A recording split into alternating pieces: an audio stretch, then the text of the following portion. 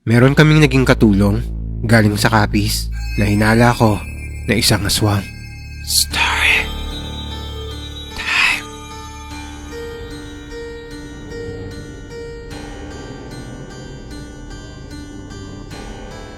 Ako si Laila, hindi ko tunay na pangalan. Gusto ko lang ibahagi ang karanasan ko nung buntis pa ako. Meron kasi kaming naging katulong galing Capiz, isang dalagang babae. Dati na siyang nagtatrabaho sa amin. Nung unang nandito pa siya sa amin, ayos naman siya, masayahin, yung typical na teenager. Pero nagbago ang lahat ng to nang isang araw na magpaalam siyang uuwi na siya ng probinsya nila sa may Capiz. Dahil meron daw emergency at hindi na raw siya babalik. Kaya pinayagan siya ng mga magulang ko. Nang panahon na to, hindi pa ako buntis at nag-aaral pa ako sa kolehiyo at wala pang asawa. Hanggang pagkalipas ng ilang taon, nagdalang tao ako sa panganay ko. At biglang bumalik yung kasambahay namin na nagpaalam dati na kung pwede ba raw siya magtrabaho ulit sa amin.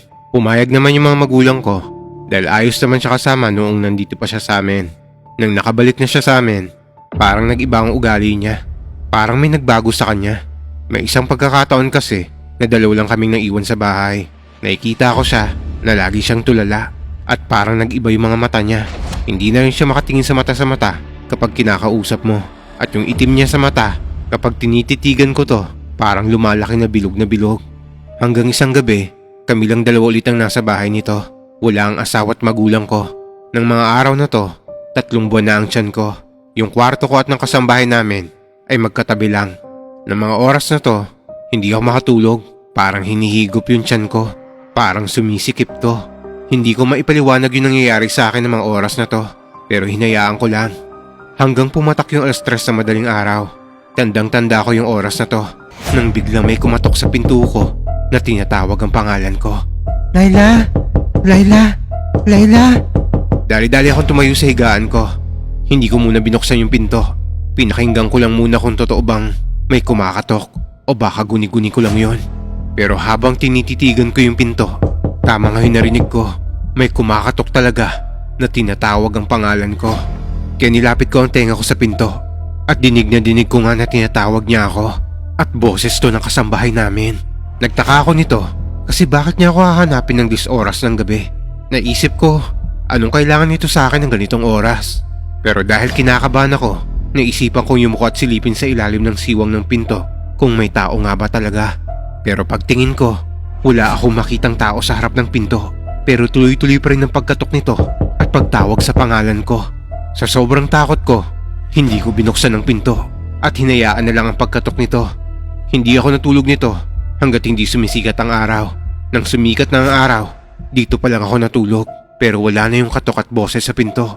Paggising ko, pinuntahan ko kagad yung kasambahay namin at tinanong siya kung bakit siya kumakatok sa pintuan ko ng ganung oras.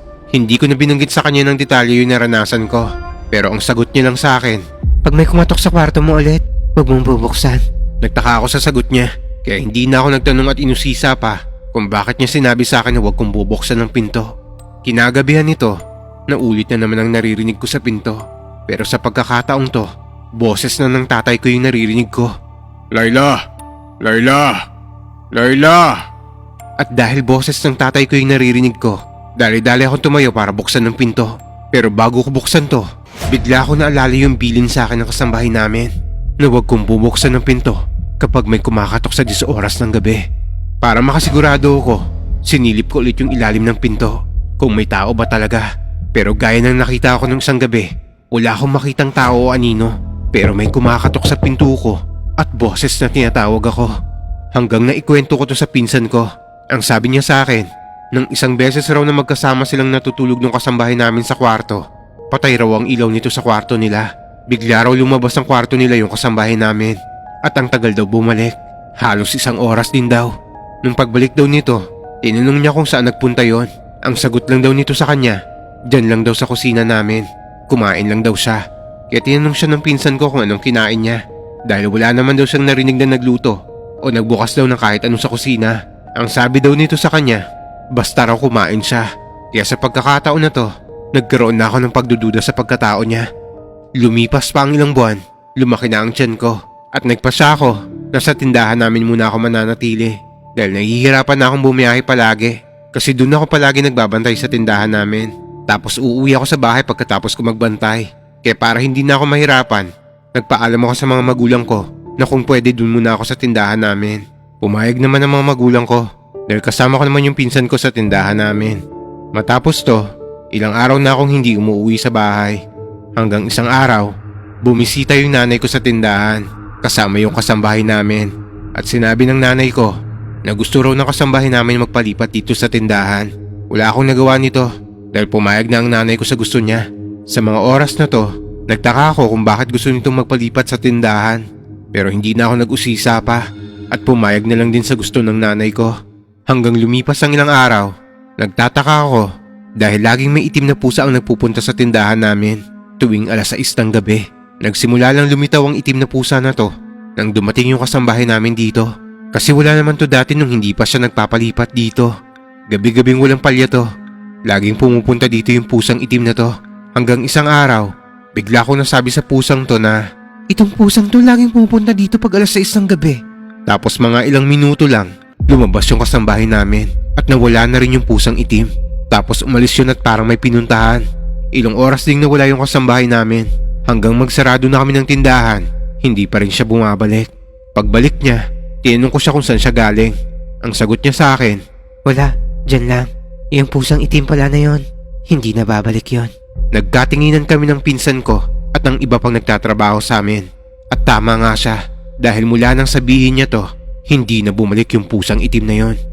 Isang araw, kinausap ako ng isang nagtatrabaho sa amin na taga Samar. "Ate, huwag kang magpapaiwan dito sa tindahan kasama yan si Gemma kasi malakas ang pakaramdam ko." "Aswang yan." Si Gemma, siya yung kasambahay namin. Dahil laking Maynila ako, natawa ako sa sinabi niya. Sabi ko, "Hindi totoo ang mga aswang." "Maniwala ka sa akin ate, totoo sila. Subukan mong kausapin siya titigan sa mata. Hindi kanya kayang titigan sa mata. Tapos obserbahan mo yung itim niya sa mata.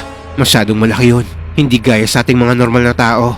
Magmula nang sinabi niya sa akin to, hindi na nawala sa isip ko ang tungkol sa pagkatao ng kasambahay namin. At isang araw, sinubukan kong kausapin siya at tinitigan ko siya sa mata. At ganun nga ang napansin ko habang kausap ko siya. Hindi niya kayang tumitig ng diretso at iba ang laki ng itim ng mga mata niya. Lumipas pa ang ilang buwan, malapit na akong manganak nito. At dahil dito, bumalik na ako sa bahay namin. At sa hindi ko malamang dahilan, bumalik din yung kasambahay namin sa bahay namin. Nang nasa bahay na ako, lagi ako nananaginip ng mga laman ng tao. Hindi ko alam bakit Hanggang isang gabi, naiwan kong bukas ang pinto ng kwarto ko. Tapos nagising ako bigla at nakita ko yung kasambahay namin na nakatayo sa paanan ko o sa dulo ng hinihigaan ko. Sabog ang buhok nito at nakatitig lang siya sa akin. Tinanong ko siya kung anong ginagawa niya pero hindi niya ako sinasagot at umalis lang siya. At bumalik siya sa kwarto niya na parang walang nangyari. Ilang beses ko rin nakikita na nasa madilim ng parte ng bahay namin siya, lalo na pag madaling araw. Ilang linggo bago ako manganak, nagpaalam siya sa amin na aalis na raw siya. Magmula nito, hindi na namin siya nakita at wala na rin kaming balita sa kanya. Hindi ko masasabing aswang nga talaga siya, pero kung totoo man ang pakiramdam at hinala namin, baka nilalabanan niya to at pinipigilan ng sarili niyang gumawa ng masama sa anak ko.